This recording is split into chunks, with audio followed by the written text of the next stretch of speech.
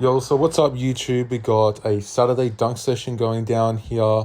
Today is a high rim jump session. I definitely wasn't feeling super deloaded and fresh. However, I definitely wasn't jumping terrible either. So I'm doing my warm up here. I like to progress very gradually and slowly from say like a 10% effort jump all the way up to a 100% effort jump. Sometimes I'll add more jumps in depending on how I'm feeling and how stiff I'm feeling. So you never want to just like go straight into max effort jumping or progress too fast into max effort jumping. I mean, unless you love having knee pain and being injured, you can do that. But if you like being healthy and you like jumping every week, definitely progress slowly. You got to think of it like when you're trying to get a girl, you can never just go in too hot. Hey, you want a date? That just never works. You got to move in slowly. You got to flirt. You got to kind of warm her up a bit, if you know what I'm saying. Show that you guys have a connection, all that. I like to see warming up for jumping in a very similar way. It's like when you're speaking to a girl, she'll kind of give you little subtle signs here and there when you can move in.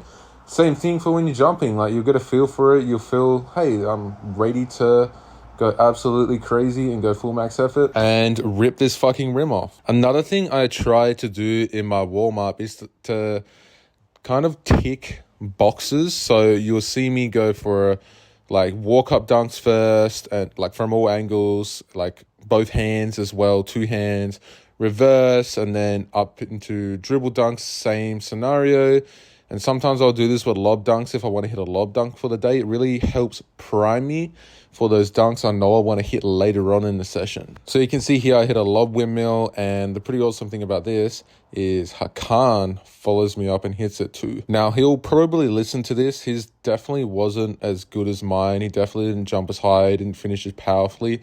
Mine was overall on another level in comparison to his, so he definitely needs to get better at that. Him and I shit talk each other a lot. We're actually trying to race to hitting a E-Spay. He got pretty close this session. I think I might throw a clip in here if I can find one. So whoever hits it first takes the other guy out to dinner. All right, now this cuff windmill I actually really liked. I've tried to add a lot of style to this dunk over time and work on it a lot because it just feels like so nice to hit. Definitely want to try and get it close to what Jordan Kilgannon's is at least, because his is absolutely disgusting. I also love doing the 360 windmill variation of it as well. That feels pretty nice to hit, and I find it easier than a normal 360 windmill to hit. So you're going to see a jump of Tom's here in a second. This was a pretty crazy jump. This is the highest he's jumped in a while because he's being absolutely killing himself in the gym. So his bounce has been a lot lower than normal, but it's starting to come back.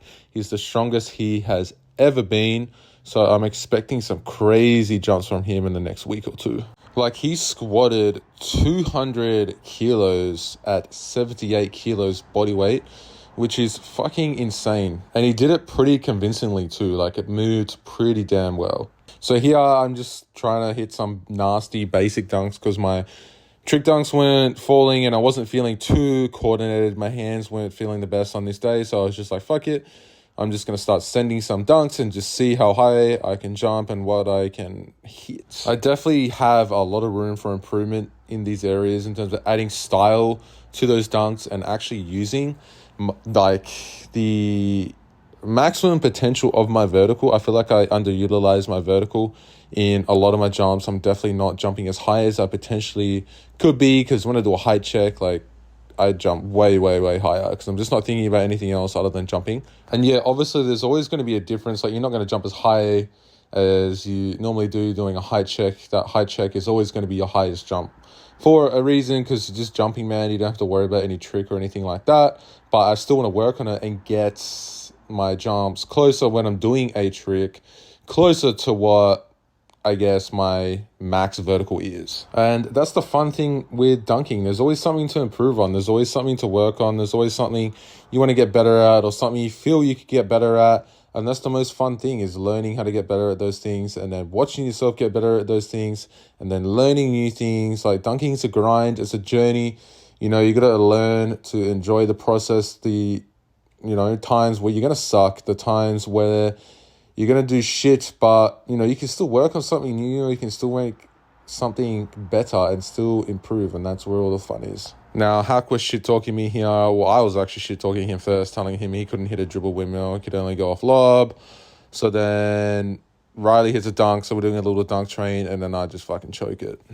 Because I'm an idiot and I suck. And now I always like to finish a session with a make. Definitely don't want to finish with a miss.